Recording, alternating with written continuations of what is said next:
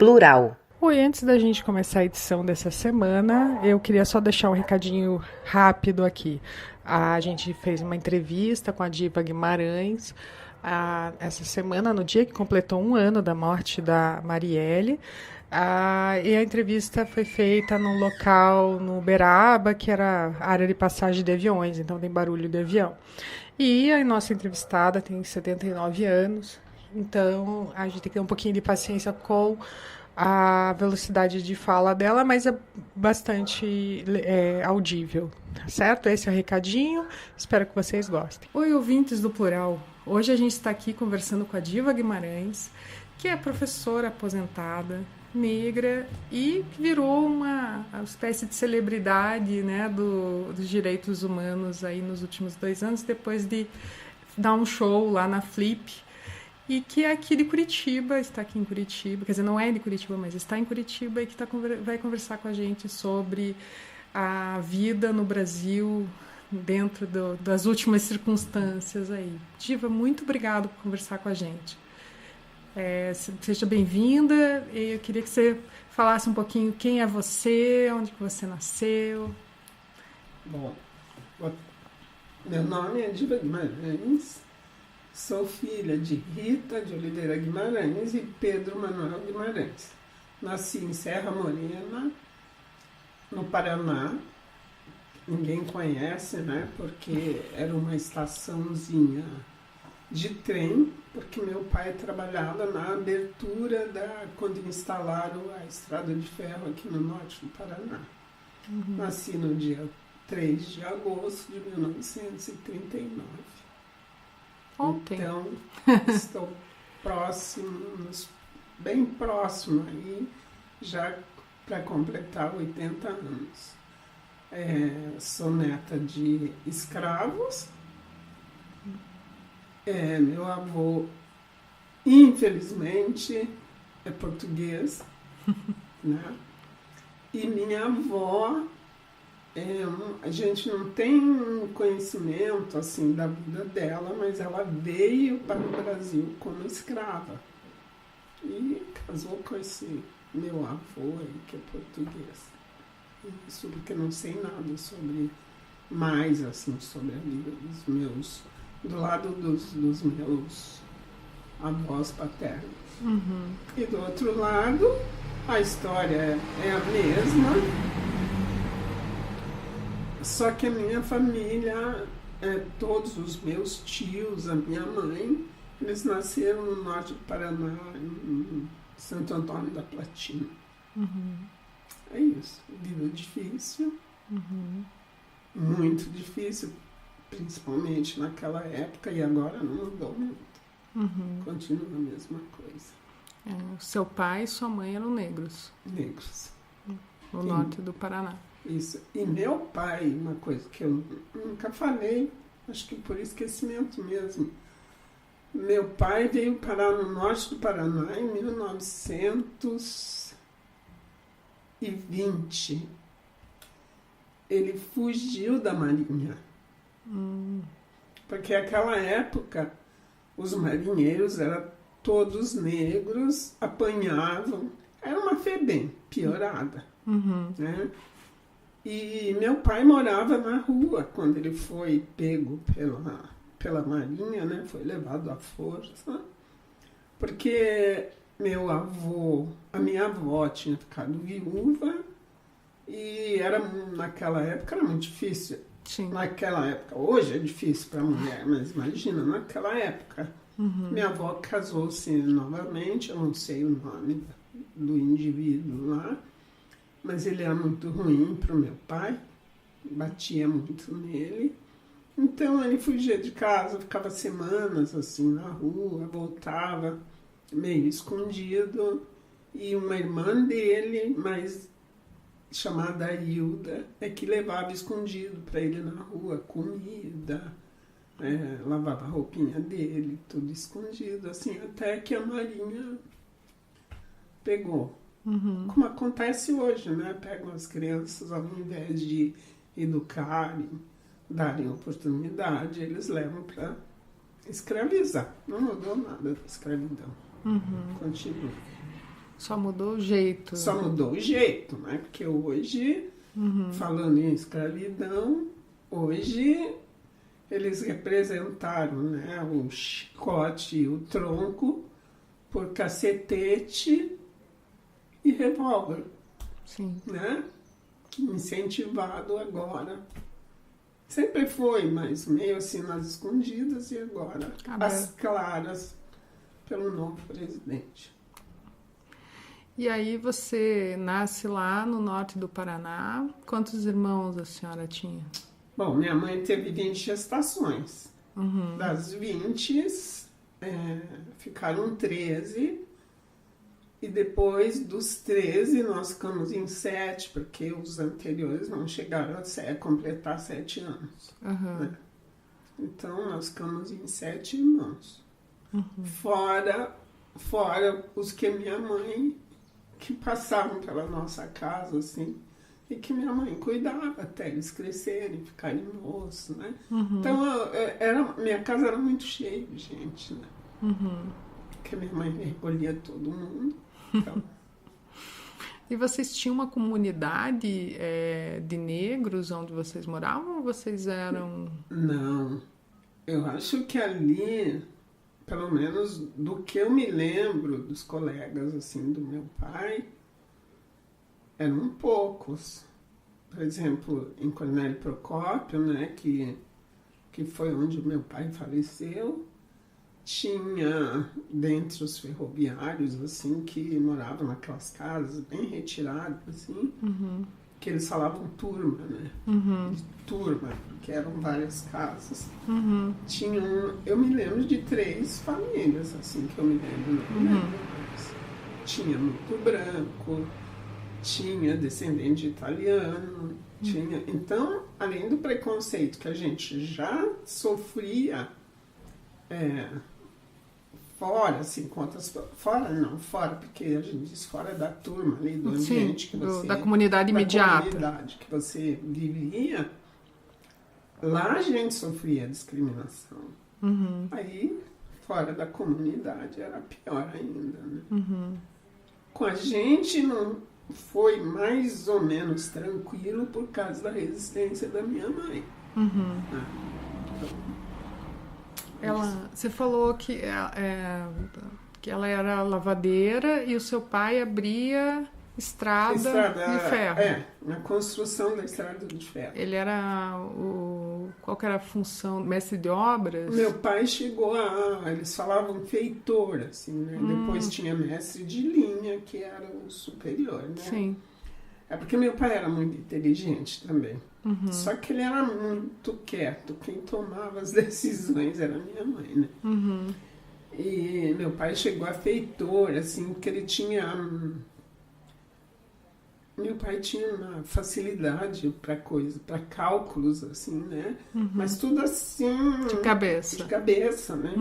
Porque na estrada de ferro tem que ter um conhecimento, assim, que eu não sei dizer qual que era, assim, nas curvas, especialmente para as curvas, para que o trem não tombasse. Né? Sim, o ângulo, né, da curva, assim. E meu pai era craque nessas coisas. E também o meu pai foi, assim, ele era bastante requisitado pela estrada de ferro para lidar com explosão, assim, de pedreiras. Cortes na estrada de ferro, que eles falavam corte mesmo, que era morro, assim, que eles tinham que abrir, explodir, né, para passar com a linha. Entendi. Do trem, né. E a sua mãe também trabalhava? A minha mãe era lavadeira, parteira. Tem uma coisa que eu acho que eu não tem problema. Tem uma coisa que eu acho que eu nunca falei. Quando meus pais se casaram, que foi logo que ele entrou na estrada de ferro, eles foram morar em Ourinhos, que era próximo a Santo Antônio. Porque depois minha mãe morou em Jacarezinho, que é bem próximo a Ourinhos, né? Na divisa. Ourinhos em São Paulo. São Paulo.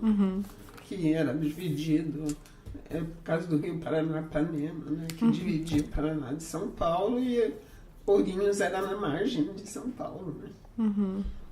Então meu pai morou em Ourinhos e minha mãe, ela foi trabalhar com um médico que ela falava muito nele, chamado doutor Ermelindo, não me lembro o sobrenome, mas a minha mãe falava muito nele, e ela entrou para limpar o consultório, lavar roupa, e ele acabou ensinando toda a parte de enfermagem para minha mãe. No fim, a minha mãe trabalhava, né, porque no próprio consultório, naquela época, se tivesse que aplicar injeção, fazer curativo, tudo era feito no consultório. Né? Então a minha mãe aprendeu toda a técnica. Sim. E uma coisa que ela fez, que a gente era criança, isso depois que eu vim daquela praga, daquele colégio lá que eu fui. A minha mãe, ela atendia as prostitutas. E depois que eu vim estudar, que eu fui entender o que era, né? Então, elas se juntavam em casa e a minha mãe aplicava injeção nelas, né? E era um dia que ia todo mundo junto. Daí que eu fui conversando assim com a minha mãe, ela falou, não, elas iam uma vez por mês lá em casa, né? E os vizinhos reclamavam porque elas iam lá, né? Era injeção para sífilis? Era para doença sexualmente, né, transmissível, o remédio que tinha naquela época, né? E a minha mãe, então, elas passavam o dia assim lá em casa, porque elas levavam carne de porco, carne de frango, e eu ficava feliz da vida, porque daí era a época que a gente comia super bem, né? E elas deixavam lá todas aquelas carnes e tal, minha mãe fazia tudo e guardava, não tinha geladeira, ela guardava na banha, né? Depois saía tirando e esquentando na hora que a gente comer. E eu ia na estação do trem, porque eu sempre fui de trabalhar, né? Sempre quis ter meu dinheirinho. Eu ia buscar, porque tinha só um carro em Cornélio Procópio, que eles falavam carro de praça, né? Que hoje seria táxi, né? E tinha só charrete. E eu ia na estação do trem buscar charrete para elas. E até em casa de charrete. Aí elas vinham e eu vinha até a estação com elas na charrete, descia para levar outra charrete para lá. E cada viagem dessa que dava, eu ganhava R$200. Era um dinheirinho, assim, eram umas moedas assim, de prata, 200. Então, nossa, trabalhava o dia inteiro.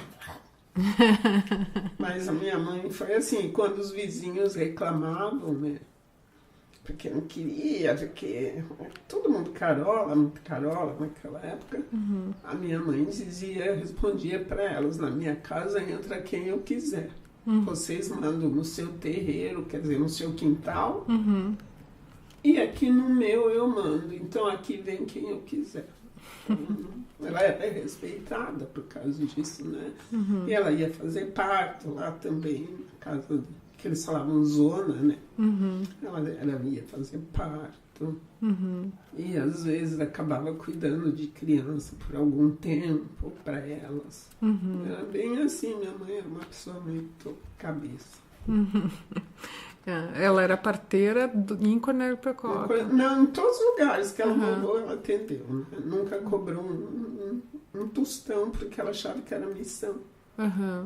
Fora isso, lavava muita roupa para fora. Imagino. E aí esses 12 filhos, 12? Não, dos 13 ficamos em 7.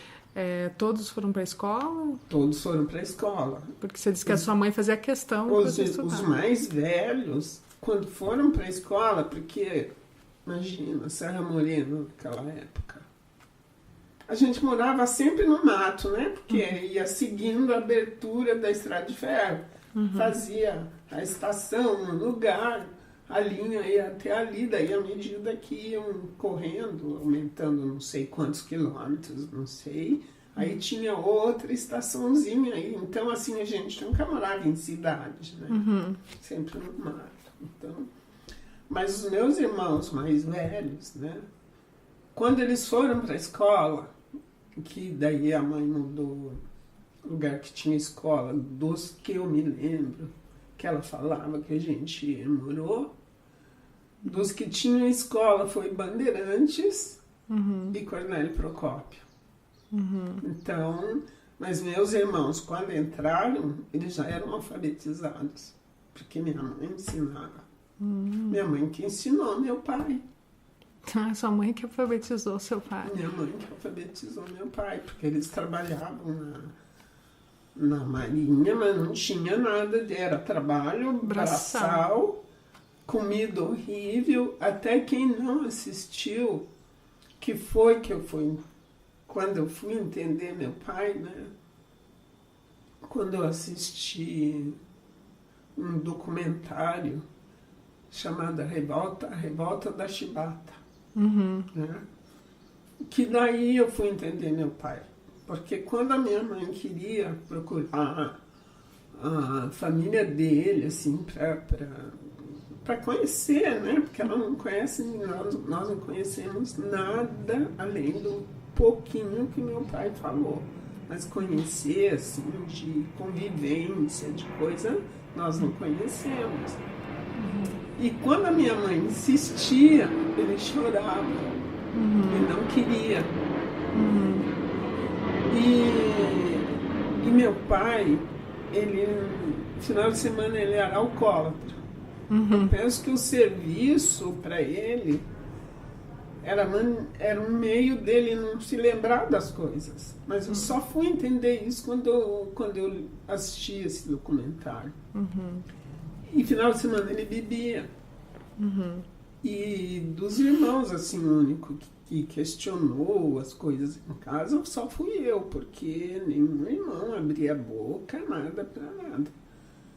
E meu pai, quando ele bebia, ele se transformava em outra pessoa. E era difícil. Tranquilo. Era difícil pra gente, como criança, você conviver de segunda a sexta com uma pessoa carinhosa, maravilhosa, nunca alterar a voz, nunca meu pai alterou a voz com a gente, mas quando bebia ele se transformava, ele era outra pessoa. E a gente tinha medo. E aí eu comecei a enfrentar meu pai, sabe? E o único filho que levou um tapa do meu pai fui eu.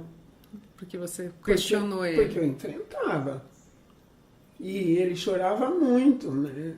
E eu acho que eu fui muito agressiva com ele, mas não por não gostar. Foi porque eu não entendia que era um pai de segunda a sexta.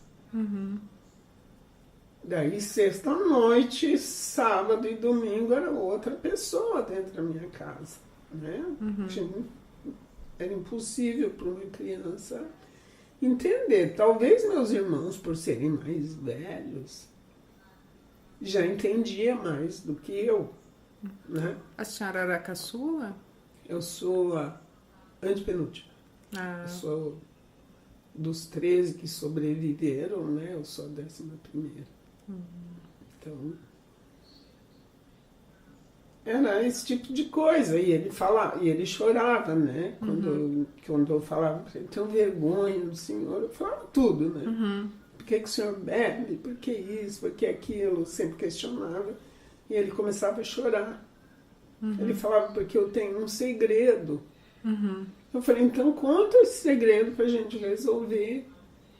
Ele nunca contou. Ele chorava muito. Não, minha filha, mas o pai gosta de você. Eu falei, eu gosto do senhor, mas eu tenho vergonha. E depois, quando eu assisti esse documentário, eu falei, tá aí a vida do meu pai. Mas eu assisti agora, acho que tem uns 5 anos, acho. Que foi na TV Brasil. Não sei se agora, né? Porque depois teve esse temeroso aí e tal, ele cortou toda a programação da TV Brasil, que era, pelo menos para mim, era a única estação, como chama? Aberta. Que você podia acreditar, porque eram ótimos os programas. E ele, quando entrou, ele tirou, acabou com todos os programas. Então, não sei se a TV Brasil tem ou se outra.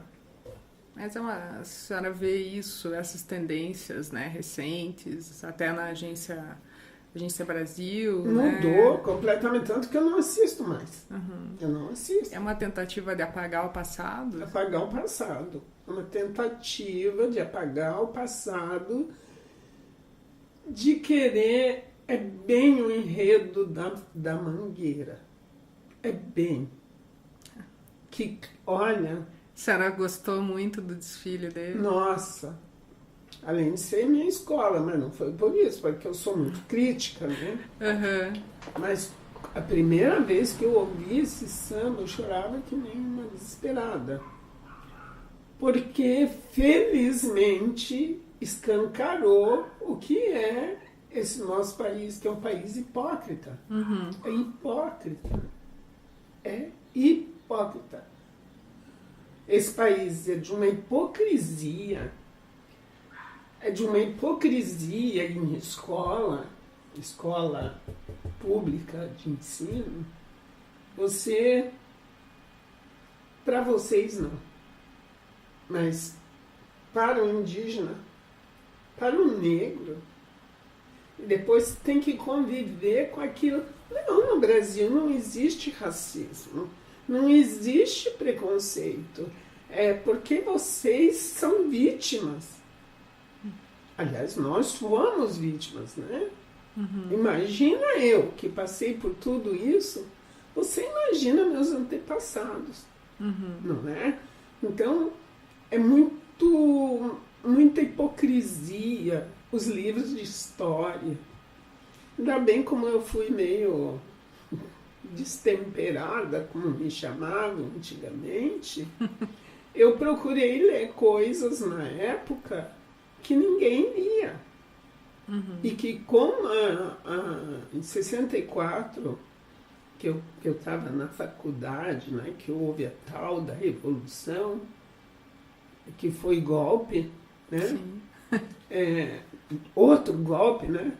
Então eles queimaram alguns livros que existiam, tinha revista ótima, tinha uma revista que a gente lia, a revista Civilização Brasileira, a própria revista que era da Abril Cultural, que era a Realidade.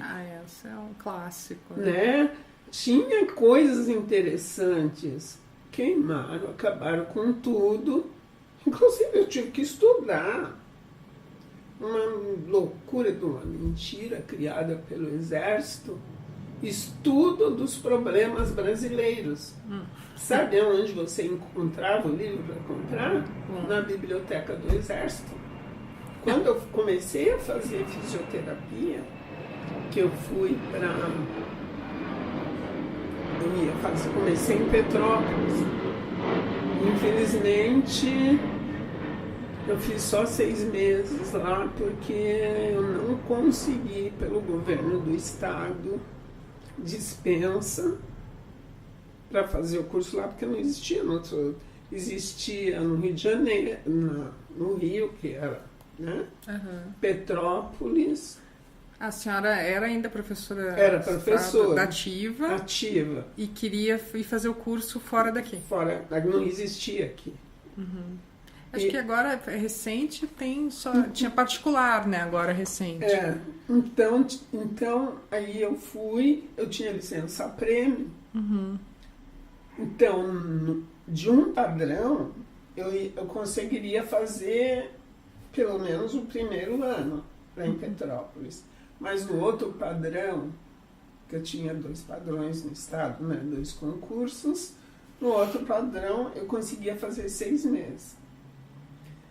E daí eu fui falar com o secretário de educação, que eu não me lembro o nome do secretário, não deu certo, daí uma amiga que era basqueteira, que eu não cheguei a jogar basquete com ela, mas com o pessoal que era da turma dela. Ela trabalhava no palácio, ela arrumou para eu falar com o governador biônico Jaime Canet. E eu fui, né, achando que ele ia... boba ainda. E ele disse que ele, como empresário, não me deu voto de louvor, que foi voto de louvor por a senhora ter usado sua licença-prêmio. Eu não queria voto de louvor. Uhum. E eu fui com a seguinte proposta: agora eu não posso perder o salário, porque era de manhã, você tinha aula de manhã, de tarde, à noite, né? Sim. Não tinha como trabalhar. Eu não posso perder o salário. Então eu quis negociar com ele. Quando eu terminasse o curso, aí eu trabalhava, ia repondo pro Estado aquilo que, né, que eu ganhei sem trabalhar aqui. Uhum. Não, a senhora... Eu, como empresário, eu indico. A senhora se indicou, mas a senhora merece um voto de louvor. Eu me levantei e saí. Uhum. Falei, não me interessa voto de louvor. Levantei e saí. Uhum. Daí eu tive que desistir do curso em Petrópolis. Depois, em 88, eu me aposentei do primeiro padrão, porque contou o meu tempo no primário lá atrás, né? Eu me aposentei do primeiro padrão e daí aí eu fiz vestibular. Tinha só na Tuiuti. Daí eu fiz vestibular na Tuiuti. E por incrível que pareça, que estavam comemorando os 100 anos, né, da libertação e tal, foi a escola onde eu fui mais discriminada do que aquelas que eu já tinha sido antes. Uhum. O fato de 3 alunas, aliás, elas queriam 2, queriam me bater. Por quê? Porque eu, imagina, como negra, sentar do lado delas, você tem que nos agradecer por deixar você se sentar ao nosso lado no banco da universidade, tá? Isso em 1988, aqui em Curitiba. Mas é provável que a senhora ouça isso até hoje. Não, eu ouço até hoje, mas eu fiquei assim na minha cabeça. Falei, gente, é uma universidade, tinha que ser pelo menos mais light, né? Uhum. Não, eu tinha que agradecer as madames. Uhum. A história começou assim. Tinha uma que chegava todo dia atrasada na escola.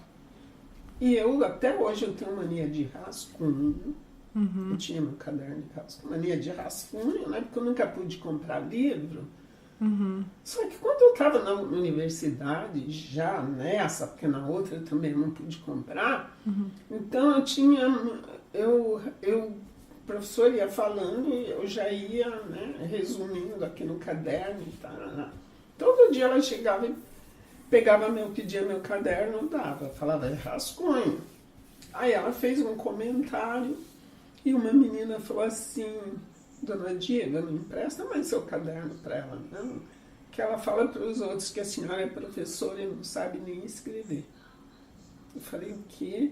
É assim, a senhora não empresta mais, não. Então ela chegou atrasada e foi pegar meu caderno. Eu falei, não te empresto. Ai, mas por que você não quer me emprestar? É, porque eu não quero, porque o caderno é meu. Não é você que fala que eu não sei escrever? Por que você quer meu caderno? Se eu não sei escrever, meu caderno para você não serve para nada. Porque eu tinha algumas coisas de taquigrafia, algumas coisinhas só que eu fui aprendendo, e eu, né, porque eu tinha que anotar rápido, então eu fazia. E daí ela saiu chorando. Não saiu chorando, ela saiu da sala e foi chorar lá na cantina com as madames. E daí elas vieram pra me bater. Escola, né? Na universidade, você imagina. Mas mentalidade de escola, né? De Só que escolinha. elas não sabiam que eu fazia judô e karatê 3 vezes por semana. Claro que eu sou muito a favor do esporte, sou muito a favor porque por mim mesmo. Porque você tem regras. Se você quer seguir algum esporte, você tem que cumprir as regras do esporte. Porque senão nenhum técnico quer você. Então, por isso que eu sempre lutei pelo esporte e tal, nas escolas que eu trabalhei, etc. Por causa disso. Porque como você tem regras para seguir. Você sabe no basquetebol, né, que foi meu esporte, se bem que eu fiz vários esportes. Se você fizer 5 faltas, você sai e não entra mais. E como eu gostava de jogar, e como eu queria mostrar que negro ou branco, mas eu pensava era no negro mesmo, tinha capacidade como qualquer outro branco, então eu me controlava para não cometer falta para sair, Deus me livre. Eu nunca fiz, né? Fiz 5 faltas. E existia menos tolerância com você, né? Não, eu só fui respeitada no esporte porque eu era boa atleta mesmo. Por natureza, sei lá o quê. A senhora começou a jogar no que a gente chama de ensino médio? Assim? Não, eu comecei a jogar basquete no ginásio. Ginásio seria a partir da quinta série, né? Ginásio, no meu tempo, era diferente de hoje, né? Se tinha do primeiro ao 4º ano primário, depois se tinha no ginásio, você tinha que ser, que é hoje, quinta série, né? Aí até a 8ª, e depois que era o 2º grau, né? Eu comecei no ginásio. Quando entrei no ginásio, que eu comecei a praticar o esporte. Mas eu já pratiquei esporte desde o colégio, sabe por quê? De pequena, porque eu corria muito da freira para não apanhar. Então, que a senhora estava falando da escola, que... Aquela escola, voltando então, só porque eu já ouvi a história, mas de repente os nossos ouvintes não... a senhora... Foi a primeira escola que a senhora foi, era uma escola de freira? Escola de freira. Eu fui com 5 anos. Fui em São Paulo, não vou falar o nome da escola, porque já deu. Não, tudo bem. Né? Era um colégio de freiras, e minha mãe, quando mandou a gente, eu vou contar a historinha antes para você entender por que eu fui. Fique à vontade. Porque tem no interior, não sei se ainda existe, mas todo mês de maio, que é o mês de Maria, né? Tem um mês de coisa que eles falavam assim, missões. Aí vinham padres, né? Freiras e tudo, e era tal de procissão, e missa, e um monte de coisa, todo mês de maio. Aí no último dia tinha as meninas que se vestiam de anjo, coroação para Nossa Senhora, etc e tal. E as freiras vinham recolhendo crianças pobres, isso era o que elas falavam. E levavam, tinha Rio Grande do Sul, levavam para São Paulo, não sei. Rio Grande do Sul eu sei que uma irmã foi para lá. Uma irmã. E daí a minha mãe, como o sonho dela era que os filhos estudassem, elas prometiam que você ia para estudar. Na verdade, você ia para trabalhar, para ser empregada. E eu fui para um colégio. Aí, quando a gente foi, elas falaram para minha mãe que eu e minha irmã ficaríamos na mesma escola. A irmã mais velha, né? Minha irmã tinha 12, ia fazer 12, e eu já tinha 5. Né? para ficar na mesma escola, então a minha mãe achou que eu ia ficar cuidada pela minha irmã, e não foi. Chegamos em São Paulo e já nos separaram. Minha irmã foi para um colégio, eu para outro. Entrei nesse colégio, primeira coisa, rasparam meu cabelo. A gente tinha cabelo grande, tranças e tal. Rasparam meu cabelo, porque negro pega piolho. Branco não. Né? Ah, sim, claro. Então, a escola do meu filho é um testemunho de que isso é verdade. Então, aí foi isso que aconteceu. Daí. Então você estava sozinha numa escola de freira. Numa escola de freiras. A quantos quilômetros de casa, você tem ideia? Era em São Paulo, na capital, a gente morava. Sim, a gente morava num mato aí, não sei se era. Ourinhos? Não. Depois já era bem pra cá, pro norte do Paraná. Então, pelo menos uns 600 quilômetros de casa. Acho que mais ou menos isso, pelo menos. E aquele tempo era só trem, né? Sim. Então, o resumo foi esse, que eu fui e esta freira era o bicho. Meu Deus do céu. Olha, se ela tivesse na Alemanha, ela ia ser uma das preferidas do Hitler. De tanta maldade que essa mulher fazia. E a maioria das crianças eram negras. Na minha turma tinha 2 brancas. Uma que foi minha amiga de terror depois, né? Tereza Lopes. E uma que era loirinha, de olhos azuis, aquele cabelinho encaixadinho, tinha cara de anjo, Beatriz. Tanto que eu me lembro do nome delas. E daí se apanhava porque apanhava. Não sabia por que apanhava. Aí você vai crescendo, né? Porque eu sou uma criança que eu não tive infância. Eu pulei, né? E você vai vendo que as coisas não são como você é, porque você quer ser freira, daí você quer ser anjo, daí você quer tudo no colégio, que reze, que reze, que reze. E eu passei a odiar Deus, começando por Deus, muito cedo, entendeu? Porque você acreditava que ele estava te protegendo, que você estava ali sendo protegida, né? Aquela imagem de Jesus com as crianças em volta, aqueles anjinhos tudo em volta. Você acredita, só que não foi nada. Você em algum momento achou que era porque você era negra? Porque se você não era protegida por Deus por ser negra? Muito cedo eu descobri isso. Muito cedo.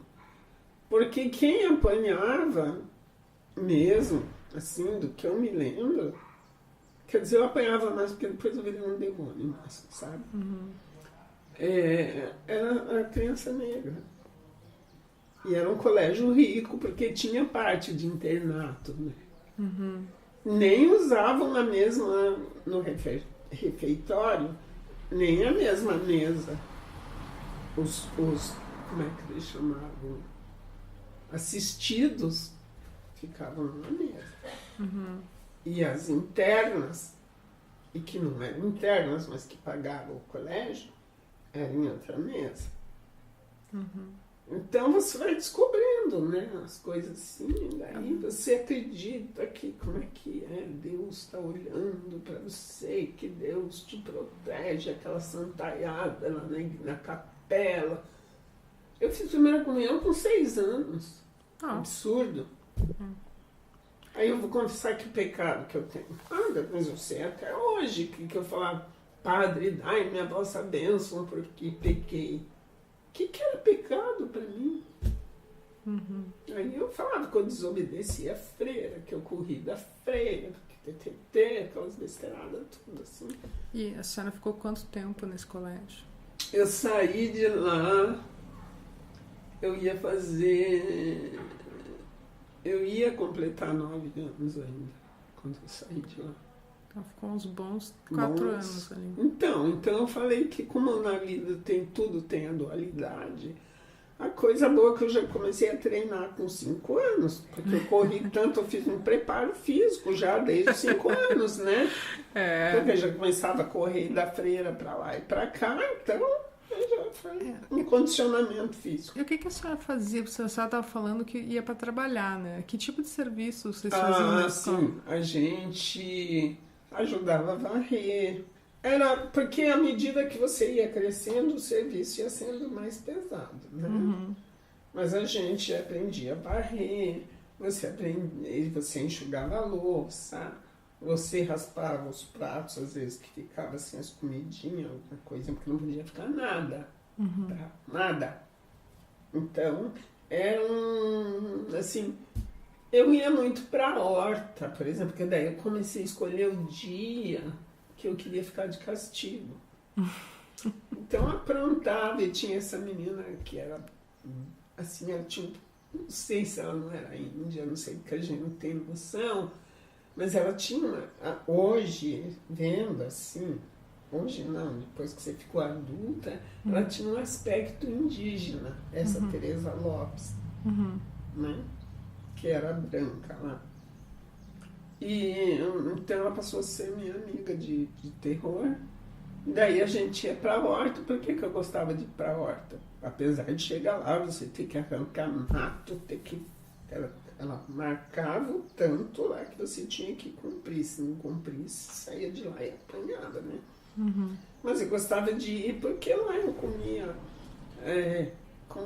couve, comia cenoura, porque cenoura eu fui conhecer lá em São Paulo. Comia cenoura, comia couve, rabanete, tomate, mas me matava de comer na horta. E gostava de ficar de castigo no dormitório, eu não me lembro dia de semana, eu sei que eram 2 dias preferidos. No dormitório, porque as internas, elas, quando elas saíam, as que moravam em São Paulo, próximo, né? Tinha 3 finais de semana que ela podia sair, que elas saíam, iam para casa, e ela ficava, que era chamado domingo de nada, porque elas não saíam. Né?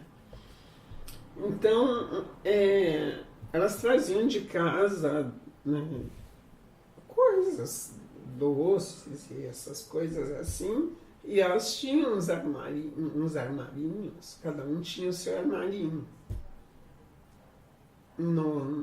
Elas entregavam as coisas para as freiras e elas punham cada um dentro da sua gavetinha, do seu armário. Morria de inveja delas, que eu tinha vontade de ter uma gavetinha daquela, mas não tinha. E as mais espertas, já maiorzinhas assim, elas escondiam alguns doces da freira e enfiava dentro do travesseiro, escondia dentro do travesseiro.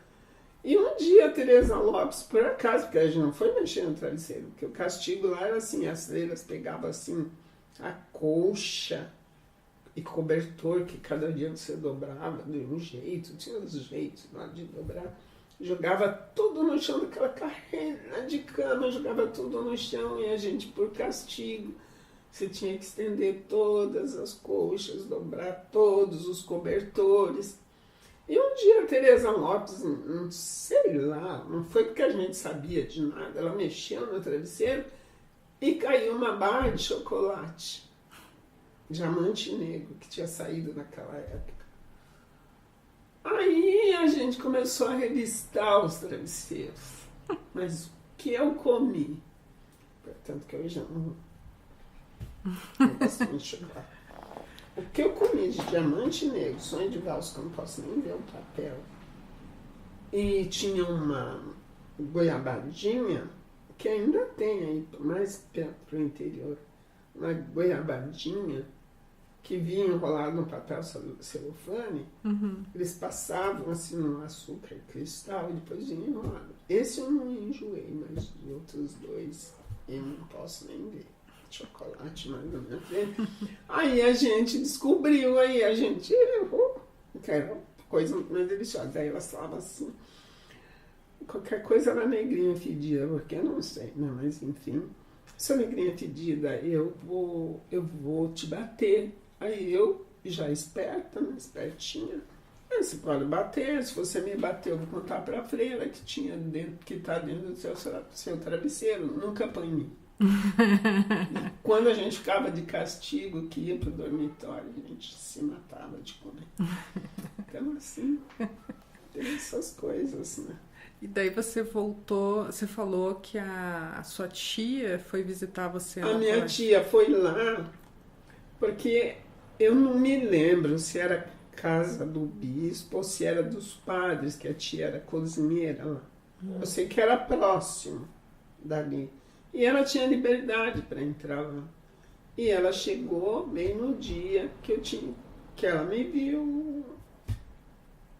Não sei como que foi a conversa, que ela desceu e foi lá para onde era o dormitório da gente. E era de manhã. Eu sei que era de manhã, porque a gente estava de camisola ainda. E quando a tia chegou, a freira estava dando, essa terrorista, ela estava dando banho em mim dentro de uma bacia que eu tenho claro, assim, na minha memória. Que acho que uma das coisas que mais me impressionou na vida, que eu estava assim naquela bacia e era sangue puro. Porque eu tinha uma coisa que hoje se sabe que é alergia, naquele tempo não sabia, por picada. Ah, sim, inseto. que inflama, sim. Inflama. Aham. E eu estava cheia Eu tenho isso também. de ferida, né? É, que daí você coça, daí vira Coça uma... e tal, faz aquela casca, né, e tal. E aí ela me bateu tanto que da ferida começou a escorrer sangue. Acho que ela ficou assustada, me pôs na bacia e foi bem essa hora que a minha tia chegou. Aí ela não sei como é que ela entrou em contato com a minha mãe, porque acho que por meu pai ser ferroviário, acho que era mais fácil por telégrafo, não sei como que foi lá. E daí eu saí do colégio, ela me levou. Daí meus pais já moravam em Cornélio Procópio. E naquele tempo, você não... Depois que você foi pra lá, você nunca mais voltou pra casa? Você não saía do colégio pra ir visitar a família? Não, eu me lembro assim, muito pouco, assim, não sei se eu fui uma vez pra casa, mas a gente tinha medo de contar. Porque eu podia contar pra minha tia, que eu via de vez em quando, não era aquele dia elas levaram azar. Eu não sei por que minha tia apareceu cedo lá no colégio. Mas a gente não contava. Sim. Você é Por criança, ameaça, né? Você tinha medo. Sim. Ou às vezes você até, de repente, como criança, acha que aquilo é normal, né? Não, eu não achava normal. Não, normal no sentido de... Assim, não achava Ah, normal. sim, acho que normal que eu achava. Ah, sim, porque Escola é assim mesmo. É porque eu fiz tal coisa, por isso que eu apanhei. Né? Aí nesse sentido, isso, né? isso. Mas tinha uma menina que até hoje, assim, de vez em quando ainda choro, né? Chamada Marcelina. Você vê como você guarda umas coisas mais malucas assim na cabeça. Por isso que eu falo, quando eu vou falar, eu falo para o professor, tem que tomar cuidado com as palavras, porque a criança ama professor. Sim. O professor é o Deus. Você pode chegar em casa e querer ensinar de um jeito que ele não quer, porque o professor não ensina, a professora não ensinou assim. Na escola, principalmente a criança pequena, né? O menor, né? Que eu falo. Que a primeira infância ali é onde os professores, e todos, não só professor, pais também, tem que tomar cuidado com a palavra. Porque é a fase que te mais marca assim, na sua vida. Que você se dá valor pelo que o outro diz pra você, né? Então, você estava falando a Marcilene. Então, ela, porque tinha horário para ir no banheiro, tinha horário para tudo. E daí ficavam os menores na frente e os maiores ficavam lá atrás. Marcelina. A Marcelina ficava na minha frente. Aí ela tinha um olho muito grande, assim, ela era bem escura, mas ela era daquele negro mesmo. Né? E ela começava a olhar assim para trás, gente, ela já tinha um olho grande, parece que o olho dela ocupava assim, e ela começava a esfregar os pés assim, e olhava desesperada assim. Daí, depois, né, que eu fui crescendo, que eu estava já no ginásio, que eu fui, que você começa a estudar ciências, né, que você tem iniciação à ciência. Aí que eu fui descobrir, ela tinha problema de intestino. Ela tinha dor de barriga, desinteria. E ela, coitada, ela esfregava, assim, daqui a pouco escapava. Sabe o que essa freira fazia? A gente, uniformezinho nosso, assim, era uma blusinha branca, tinha branco, a gente tinha duas cores de blusa, uma era branquinha, e o mesmo modelo, e a outra era bege, e sainha, né? Ela chegava, ela pegava a Marcelina por trás, na gola, pegava a cara dela e esfregava no cocô. Você acredita uma coisa dessa? Que horror, né? De repente, ela sumiu. Eu acho que ela morreu. Porque você não fica sabendo de outras coisas. Eu só sei que de repente ela sumiu do colégio. E ela não tinha ninguém por ela. Acho que a mãe dela tinha morrido, ela foi recolhida no colégio, que ela entrou depois de mim. E de repente ela sumiu. Eu acho que ela morreu. E a fisionomia dela tem dia assim que me dá uma tristeza, assim, sabe? Aquele olhar dela nunca saiu da minha cabeça. Desamparo. Nunca saiu, nunca saiu. Ela era quietinha, você não ouvia a voz dessa menina. Eu fui no demo, porque daí não adiantava ser boazinha mesmo. Mas você, de repente, essa sua força de resistência não vinha de saber que a sua mãe iria te proteger, assim? Estava longe, mas iria te proteger. Eu tinha certeza absoluta. E minha mãe protegeu a gente.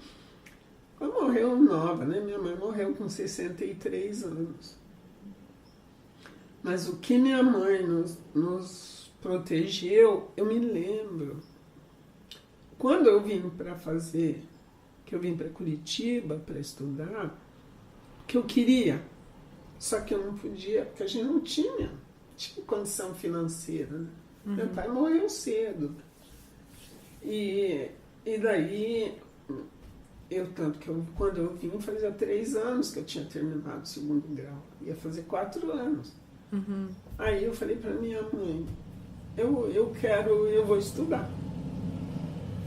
Aí minha mãe falou assim, minha filha, eu acho bom.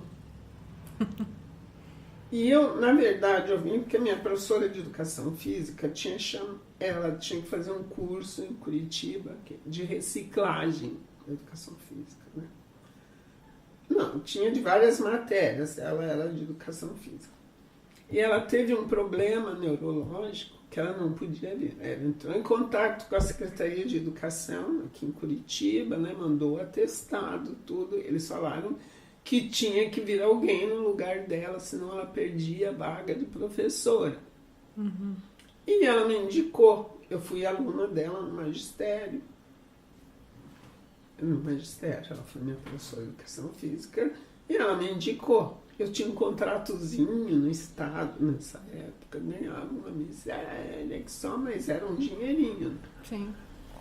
E ela me indicou para fazer ou para substituí-la aqui em Curitiba. Aí eu vim e me empolguei. Era muito bom, porque você tinha recreação, você tinha música, você tinha aula de esporte, você tinha tudo, né? E eu era boa, eu já era atleta, né? E daí até meu professor, que foi meu professor na universidade, professor Saporsky, quando ele começou a dar aula para nós do curso, né, como ensinar criança, tudo, né? E daí ele perguntou, aí a gente foi ter aula de arremesso do peso. Ele perguntou, aí eu arremessei, mandei lá longe. Ele perguntou onde que eu competia, onde que eu aprendi. Falei, nunca fiz, estou aprendendo aqui com o senhor. como assim? Aí eu de vergonha não quis contar para ele, porque eu trabalhei também na colheita de café, essas coisas assim. E a gente tinha que arrastar o saco de café até na rua, onde eles falam carreador, assim, porque é bem estreitinho, né? Naquele tempo eram aqueles caminhõezinhos Ford, não sei o que parecia. Então você tinha que colher o café, ensacar, né? Banar o café, ensacar. Daí você arrastava a saca de café. Uma saca é o quê? 60 quilos? Até levantar eu não conseguia, mas arrastar até lá na beirada, onde passava o caminhãozinho para recolher as sacas de café. Então, eu sempre tive muita força, né? Porque só de abanar café, né? Eu fico, meu Deus, como é que eu fazia tudo aquilo? Só de abanar café, você já fica na peneira. Hoje é tudo mecanizado, mas aquele na tempo... verdade nem tem café mais aqui, né? Porque é por causa daquela geada negra. Geada, e depois o pessoal passou a plantar soja, mais essas coisas assim. Mas assim mesmo ainda tem fazendas, tem. Poucas, mas tem na Norte do Paraná. Então, sempre trabalhei no pesado. O Leque falou assim, não, você quer estudar? Você vai fazer faculdade? Eu falei, eu gostaria, mas eu não posso. Ele falou, você vai fazer. E daí ele começou, depois que terminava lá o horário que a gente tinha que cumprir, e a gente estava alojado no próprio colégio estadual, que era férias, né? Então a gente ficava alojada lá. Ele dava treinamento para os atletas do colégio estadual, que mesmo sendo férias eles iam treinar, e eu treinava junto. Aí eu falei para minha mãe, vou fazer o vestibular. Vai, minha filha, tá. Fiz e passei. Daí, e fiz o de história também, por causa da minha professora de história, passei também, na federal. Daí, aí resolvi que vinha para cá, a diretora de Cornélio não queria me dispensar. Eu falei, eu vou, nem que eu me arrume de trabalhar doméstica, qualquer coisa, mas eu vou. Aí eu falei para minha mãe, né, mãe, eu vou. A minha mãe falou, olha, filha, dinheiro, você sabe que a mãe não tem, mas você tem todo o meu apoio. Aí eu vim, morei, acho que um mês na casa do professor primário, que era ali próximo ao Miller, antigo ali, que ali era uma fábrica, qualquer coisa assim, onde é o shopping Miller. Sim. E daí a que tomava conta de lá, Beatriz, dona Beatriz, era um bicho, cão, me tratava mal para chuchu, mas eu fiquei lá um mês. E aí eu fiz o vestibular e ia para a faculdade, então era assim, minha refeição. Um dia eu tomava um café na mercearia Viana, que era do lado do Prosdóximo, depois mudou para frente, né? Eu tomava café com pão. Outro dia, água o dia inteiro. E outro dia, eu comia na União Paranaense do Estudante, que era assim, pratíssimo, uma comida horrível, mas era muito barato. Aí eu comia lá. Daí, no outro dia café, no outro dia água, no outro dia... assim, que eu vendi, eu tinha uma coleção Tesouro da Juventude, eu vendi aquela coleção Cornélio pela metade do preço, e foi isso que eu me mantive durante esse mês. Aí eu fiz teste na casa da estudante, e daí eu não passei na casa da estudante. Daí eu falei, vou ter que ir embora, porque o que eu vou fazer? Meu salarinho, que era uma miséria, estava preso porque a mulher lá de Cornélio, a diretora, não me dava, não liberava para eu vir para Curitiba.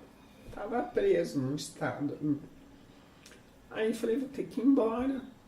Daí um professor muito querido, falei, vou desistir da faculdade. Ele falou, o quê? Eu falei, não consigo vir para cá. Eu não passei na casa da estudante. Aí ele falou, mas é isso, minha filha? Eu falei, é. Ele falou, porque ele trabalhava no departamento de educação física, que era da Secretaria de Educação. No dia seguinte estava a minha transferência. Aí eu fui trabalhar lá com eles, né, lá na secretaria. E depois, uma amiga minha que eu fui descobrir 20 anos depois, e não foi ela que me contou, que ela que falou, ela era bem mais velha, né, que a gente, ela tinha uns 30 e poucos anos, e ela trabalhava, porque ela era exímia datilógrafa, que naquela época era datilografia, né? Uhum.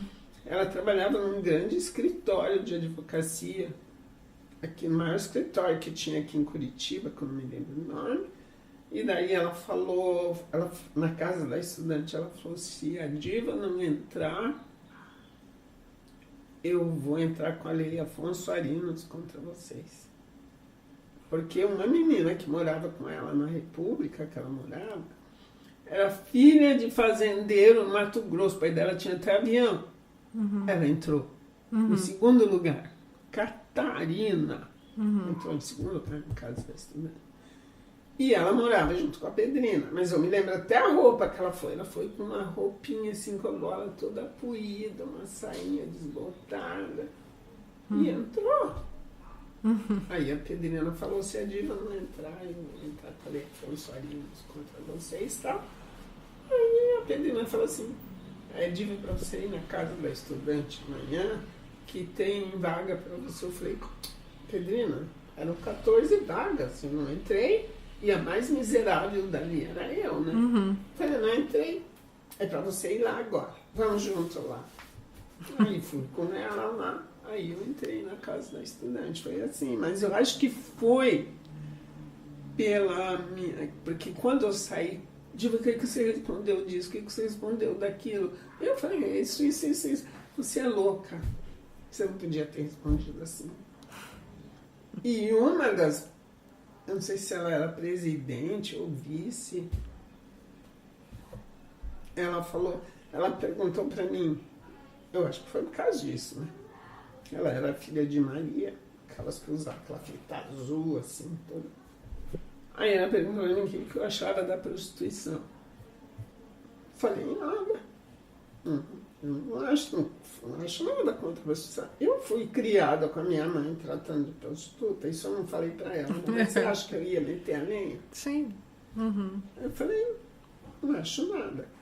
Como que você não acha nada? Eu falei, nem todo mundo é prostituta porque quer.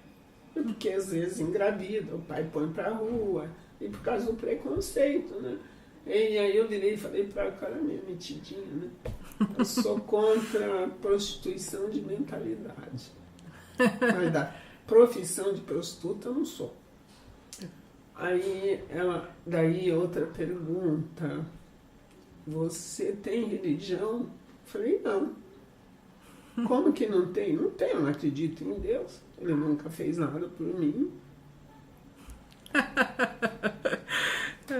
Mas é porque eu era revoltada, custei para entender Deus. Mas é uma liberdade dizer aí isso. Aí falei isso já, né? Você tem conta no banco? Eu falei, eu não. Ela virou e falou para mim, como um universitário não tem conta no banco? Eu falei, não tenho, eu não tenho. Eu não tenho de onde tirar dinheiro. Minha mãe não tem dinheiro. Uhum. E eu sou, chamava extranumerária. Então se ganhava, nossa, um horror, né? De dinheiro. Não tem. Como universitário não tem? Tá, tudo bem. Tá. Depois eu entrei, daí eles mandavam, aquele tempo, eles mandavam para saber da tua conduta, né? Para ver se você não era uma prostituta, todas essas coisas. E o meu foi pro padre. Aí o padre foi lá em casa falar com a minha mãe. Como que a sua filha foi para a capital para fazer esse curso? Esse curso era educação física. Uhum. A senhora sabe como é chamada mulher que faz esse curso? naquele tempo ele falava mulher macho, né? Ele não falou isso, ele só falou pra mim, mas era isso que era usado naquele tempo. Aí minha mãe era a lavadeira dele. Foi lavadeira dele muitos anos. A minha mãe falou: olha, vou dizer uma coisa pro senhor. Eu lavei roupa há quase 10 anos pro senhor. O senhor nunca apareceu na minha porta para perguntar se meus filhos estavam passando necessidades, precisavam de um prato de comida. O senhor nunca veio aqui. Portanto, eu não posso dar dinheiro, não tenho dinheiro para dar para minha filha, mas eu apoio a minha filha naquilo que ela escolheu para a vida dela. E foi isso que ela escolheu e é isso que ela vai fazer. Dinheiro eu não tenho, mas ela tem apoio da mãe dela. E o senhor sai da porta da minha casa. Mandou o padre caminhar. O nome dele era Padre José, um alemãozão, que estava com ele Procópio. Esse tipo de coisa.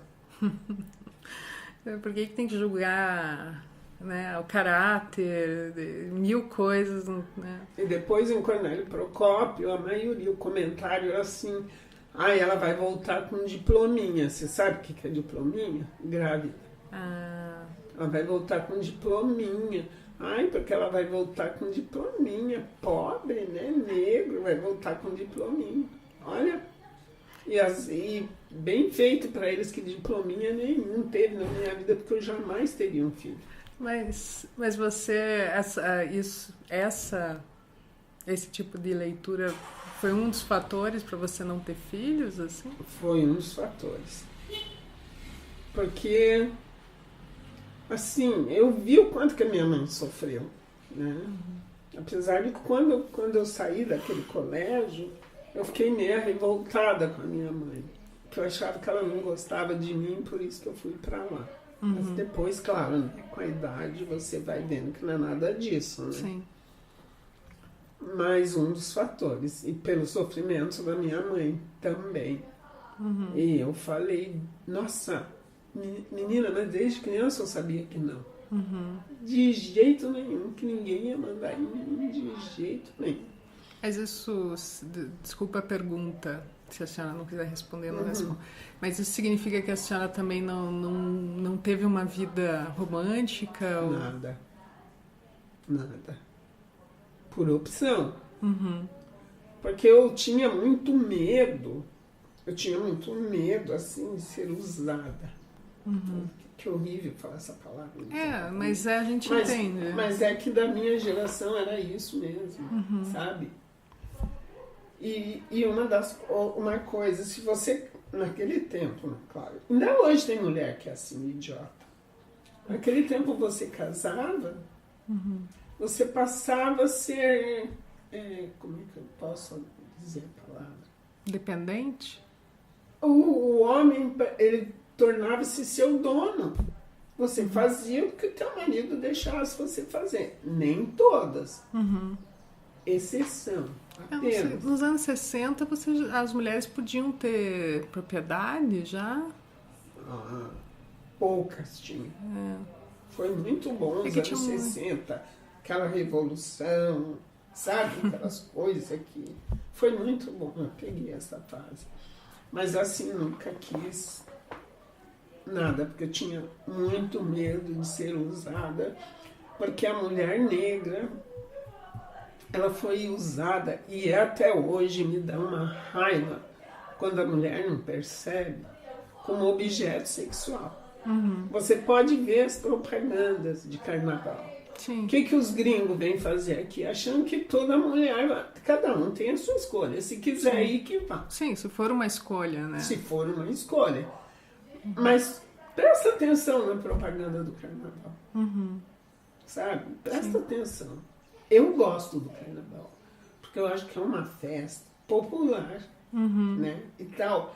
Mas como as mulheres são usadas como, sabe? Me arrepia. É uma coisa que me incomoda também. Te incomoda, então essa leitura não é só minha. Não. Mas é uma festa negra, né? Elas estão construindo no barracão lá. E quem ganha? O governo explora, além de explorar, elas vão lá, dançam e tal, fazem tudo que eu acho maravilhoso, mas quem ganha? Dinheiro. Quanto que anda? Sim. E quem é que, na verdade, pontualmente, né? Elas são... Porque a mulher tem data para acabar, né? Exatamente. É uma coisa toda marcada. Então tá. Então agora nós vamos treinar o carnaval. Então aí tá. Passou o carnaval, você vê o que? Lixo pra eles. Sim. Sabe? Essa coisa assim que eu... E tem gente que não gosta que eu fale, mas eu falo, entendeu? Que eu acho que a gente... E acho que tá muito melhor agora, que tem um monte de gente, sabe? Percebendo o que está acontecendo e tal. Então é esse tipo de coisa que eu acho. Mas a gente já está com... Criei muitos sobrinhos. Na minha casa eu tinha raiva da minha mãe quando ia aquele monte de gente lá em casa, minha filha, onde come um, come 10, era tudo dividido e tal. Hoje eu entendo, né? Mas eu fiz a mesma coisa.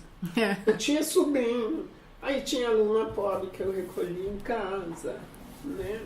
Não quero ficar contando isso como... Sim. A senhora... A gente já conversou 1 hora e pouco, então não quero tomar muito seu tempo. Já tomei, mas... Fica bom, tá. Eu queria começar a encerrar falando sobre a situação hoje, assim, né? Porque a gente vê uma parte da população, inclusive uma parte negra, apoiando uma liderança extremamente violenta, extremamente racista, extremamente preconceituosa com a mulher, né? E que reforça essa história, né, que ele falou que tem mais mulheres do que homens no governo, porque a mulher vale por 10, né? Que é uma Duas, né? Idiotas. Então, como é que a senhora se vê? Porque, por um lado, assim, a senhora lutou muito, né, para ser uma mulher negra que vem do interior, que estudou na Universidade Federal do Paraná nos anos 60, né, e que foi professora, né, e fez muita coisa, e agora, né, no final, assim, a senhora está sob esse governo. Né? Eu decepcionada, porque eu vejo essas pessoas que estão defendendo o negro, agora eu quero falar do negro, que estão na defesa desse governo é porque não se aceitam como negro. Porque se eles se aceitassem como negro, se eles procurassem a história verdadeira, se eles não conseguem ler, porque não é só analfabeto que está ali, o analfabeto ainda mais ou menos que eu posso dar uma desculpa, mas eu não dou, entendeu? Eu não perdoo, porque eu acho que isso é a maior traição de uma pessoa negra defender esse governo, tá do lado desse governo. Ou não se aceita como negro, que essa é a minha posição. Tem vergonha de ser negro, de se assumir como negro, entendeu? Não preciso sair aí de turbante, vestido, assim, nada contra. Eu me visto do jeito que eu quiser, mas eu sou negra. Eu sei o que meus antepassados passaram. Você assume essa história? Eu assumo. E não posso fazer mais, porque não dá para fazer mais. Mas tudo que eu puder fazer, eu vou fazer até o último momento da minha vida. Eu posso não estar bem de saúde, mas eu tenho certeza que até o final minha cabeça vai estar funcionando a 1000. Eu tenho certeza disso. Entendeu? Então, caçar minha palavra ninguém vai. Medo de morrer não tenho, porque eu já estou nos 80. Eu tenho que ter clareza de que a gente está caminhando, né? Pelo menos eu estou mais próxima do trem me levar, né, do trenzinho da vida me levar, do que, né, o mais jovem, se bem que a gente vê coisa hoje que a juventude está sendo detonada aí, né? Sim. Então, eu fico muito triste com essa parte, né? Mas eu espero que agora, com a situação, aquele cara que fica como, não sei, né, guardião, como é que chama? Segurança dele, eu tenho vontade de grudar. Ah, sim, o cara que volta e meia aparece atrás, abraçado, né? para mostrar, amigo, que não tem preconceito, o cara mais preconceituoso. O que esse senhor me falou sobre os quilombolas, será que esses caras não escutaram? É falar que nem para reprodutor, que é a parte negra da história, negra no sentido de se é a profundeza da história, do tal do reprodutor, que se ele soubesse o mínimo, do mínimo da história, ele ia entender o que significou o reprodutor. Que nem para reprodutor serve, todo barrigudo, tudo não sei o que. Acho que ele nunca entrou no quilombo. Não, provavelmente E não. se ele entrou, é para ver que é terra produtiva, que eles lidam com produtos naturais, sem veneno, para matar mais gente. Ele nunca entrou, ele nem sabe o que é quilombo. Ele disse que não existiu a escravidão no nosso país. Só um idiota para falar que não. Ele pode falar que não, porque ele é feliz que houve e continua, porque não mudou nada. Sim. O que mudou? O que vale o 13 de maio para mim? Zero. 13 de maio? Zero. O que vale a princesa Isabel? Nada. Nada. Ela não fez nada. Ela fez por política, porque a Inglaterra estava exigindo. E também porque o processo já estava acontecendo. Já estava, né? Que já tá, só nós aqui, nós somos os últimos aqui, né? Agora Portugal continua até 1974, né? Até 1974 Portugal continuou com a escravidão na África. Então, se esse cara soubesse o mínimo do que significa o reprodutor, que eu odeio, ele, né? Ele tinha que... E outra coisa, eu não queria entrar assim no assunto politicamente, né? Mas outra coisa, onde que o negro teve oportunidade de estudar? O governo de quem? Você diz nas cotas? Nas cotas, o governo de um que sabe o que é pobreza, que passou pela pobreza, que é discriminado porque é nordestino também. Então, acho que esses negros que estão defendendo esse sujeito, que eu não quero falar o nome, deviam ter vergonha. E muito desses que estão defendendo estudaram. Por quê? Como que eles conseguiram? Pela cota. A senhora acha que, primeiro, a senhora se vê representada pelo Lula? Muito, porque eu batalhei muito pela educação. E eu acho, é só pesquisar a história. Desde a invasão dos portugueses aqui no país, né? Porque não foi descobrimento, porque holandês invadiu, né? Sim. Espanhol invadiu, A não gente foi descobrimento. A gente estava começando a rever essa forma como as pessoas aprendem na escola, né? Esse processo. E daí agora vem essa escola sem partido. Agora a gente vai tentar voltar lá impedir. pro ano de 1500. Tá? A educação vai voltar. Não é só como o pessoal fala, a gente vai regredir 20 anos. Não, está voltando lá para 1500. Tanto que, se entrar esse processo, não vão ser só os negros que são escravizados. Aí não vai ter escolha, a não ser quem tem dinheiro. E quem tem dinheiro? 2 milhões aí. Que tem, os outros se fingem de riquinhos, né? Que melhoraram de condição social e financeira no governo de quem também. Entendeu?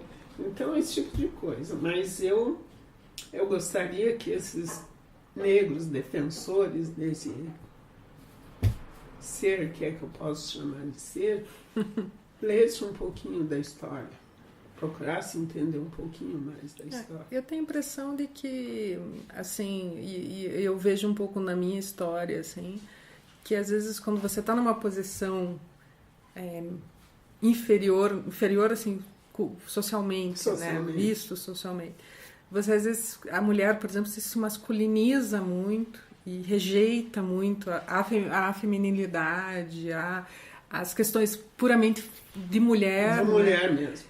Como forma de... Mas aí mesmo assim você tem um momento... Tem algumas pessoas, e eu me vejo assim, que em algum momento diz, não, eu mesmo fazendo isso, eu ainda sou menos porque eu sou mulher. Então o problema não é ser mulher, né? Quer dizer, o problema não é fazer coisas mulher, o problema é que você é mulher e você sempre vai ser visto como inferior. Né? Talvez essas pessoas ainda não tenham feito essa leitura de que elas são amigas, elas vão para casa da pessoa, mas ela, mesmo que ela tenha um comportamento que as outras pessoas chancelam, ela ainda vai ser negra. Ela não tem como deixar de ser negra, assim como ela não tem como deixar de ser mulher. Né? Não tem jeito. A gente é e pronto. Né? Então, é isso. Eu acho que falta um pouquinho de esclarecimento, porque a pessoa faz faculdade e tal, mas não aprendeu nada. Mas a faculdade não salva ninguém. Não, instiga, sim. Uma coisa que eu quero dizer também. A escola, desde lá, é a maior instituição de racismo. Sim. Pode ver como que os cotistas, lá da infância nem se fala, que às vezes o próprio professor faz essa separação. Mas você vê na universidade como que os cotistas são tratados pelos não cotistas. Eles se acham superiores, os não cotistas. Superior em que capacidade todo mundo tem. Falta oportunidade. Né? E agora vai ser muito pior, né? Sim. Agora vai ser muito pior. Se esse indivíduo colombiano, principalmente, continuar, vai ser o quê? Será que não tem nenhum brasileiro capaz? Eu conheço tanta gente super capaz. E será que esse povo não enxerga? Não, e é uma pessoa que não tem tradição, quer dizer, ele não é reconhecido na academia brasileira, né? Ele não tem uma tradição de pesquisa na academia brasileira. Não tem nada. Ele não é reconhecido fora da academia em outros movimentos. Ele só é reconhecido nesse movimento. Só na hora, né? Porque eles querem implantar tudo. E outra coisa que me assusta também, não sei, a abençoada da ditadura. A gente está na ditadura desde o segundo mandato que o PSDB assumiu lá com Aécio Neves lá, que a gente entrou numa ditadura. Você diz a saída da Dilma? Que se fizeram o impeachment, mas ela não conseguiu governar no segundo mandato dela. Né? Ela ficou ali sendo massacrada e ninguém fez nada. Né? Então, desde lá, já começou a ditadura. Aliás, isso já foi lá, desde tempos atrás, que já estavam estudando como que iam fazer. Né? O Aécio aí está solto, né? E o outro está lá, não sei nem se sai vivo daqui da masmorra de Curitiba. Entendeu? Então, eu acho que...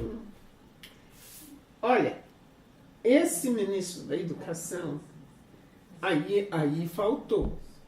Aí foi todos os brasileiros que ele chamou de ladrão, né? Canibal, vândalo. Ele falou que a gente rouba as coisas quando viaja. Né? Até assento do avião, pelo amor de Deus. E daí fica tudo quietinho, achando que é maravilhoso e que não fala nada. Né? Então, não sei se eu respondi para você, porque você quis saber aí. Eu tinha uma última pergunta. Pode fazer porque quando você quiser. A sua vida é de luta, É. né? De um episódio atrás do outro, nunca foi fácil. Da onde que a senhora tira? Porque assim, tem muita gente hoje dizendo, vou sair do país, né? Todo dia é um 7-0, 7-1, sei lá. Né, não dá, né? Tá muito pesado e tal. A senhora tem 80 anos de luta, nada foi fácil, e tá aqui, e tá dizendo, vou continuar a lutar. A senhora, de onde você tira força para isso? Eu acho que muito da minha mãe, né? E porque até hoje tudo assim que eu faço, assim, eu sempre converso assim, né? Converso, não, né? Sim, mas sim. Falando isso aí, me agradecimento à senhora, né? Então eu não posso ser uma pessoa diferente. Porque minha mãe sofreu lá atrás, eu não posso ser uma pessoa diferente. E também eu me espelho muito assim em pessoas também, né, que a gente vai aprendendo aos poucos, assim, Angela Davis, né, me espelho no que eu leio da história dos negros que lutaram antes de eu começar a entender as coisas, né? Alcibiades Nascimento.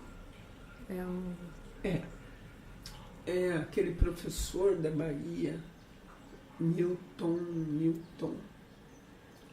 Nunca sei se é Milton Santos, aquele professor de geografia, que é conhecidíssimo no mundo inteiro, que faleceu há pouco tempo.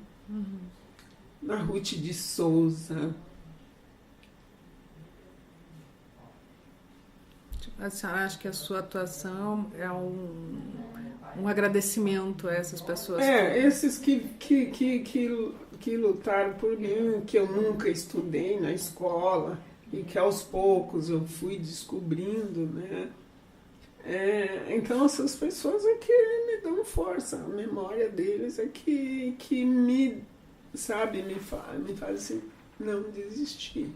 E também porque eu tive professores maravilhosos, que eu já falei, que todo mundo ouviu falar desses 5 professores que eu amo, né?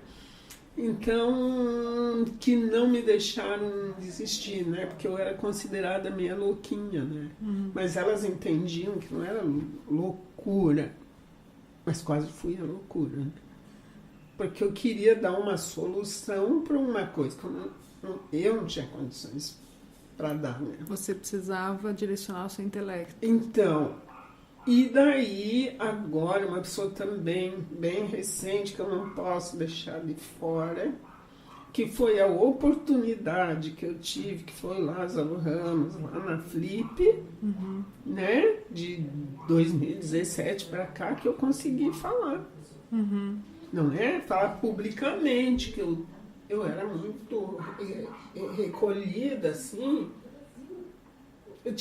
Não era medo, eu me recolhia, assim, para não ser atacada. Agora eu não tenho medo, entendeu? Se quiser atacar, ataque. Se quiser concordar, concorde. Se quiser discordar, discorde. Eu respeito, né? Porque nem todo mundo é obrigado a concordar comigo. Mas enquanto eu tiver força, eu vou falar. Eu não vou perder essa chance, porque poucas pessoas têm. E eu não estou falando para mim, porque eu já me encontro já na carreirinha final. Não estou falando para mim, não, porque depois que eu enfrentei tudo isso, para mim, o que vier, né? Eu estou falando pela essa moçada que está hoje aqui, pela criançada e pelos que virão. Porque há de nascer, há de aparecer uma outra Conceição Evaristo, há de aparecer uma outra Alcibiades, há de aparecer uma outra Ruth de Souza, há de aparecer todas essas mulheres negras que estão lutando como eu, com mais conhecimento, né? Há de aparecer. Então a gente não pode parar. Enquanto puder eu vou falar. Sem medo. medo disso. E sem medo, porque se falar que vai te matar, você que sabe, mata, pronto. Não cala a voz, né? Como aconteceu com a Marielle, né? Não, ó, Marielle presente, minha filha. Porque graças a Marielle, que tá vendo a oportunidade agora das pessoas, pelo menos entender um pouco mais o que é o racismo. Então... Bom, e hoje eu estou gravando isso com você no dia do aniversário da morte dela, né? 1 ano. E eu queria agradecer muito que você tenha falado com a gente, ocupei um tempão seu.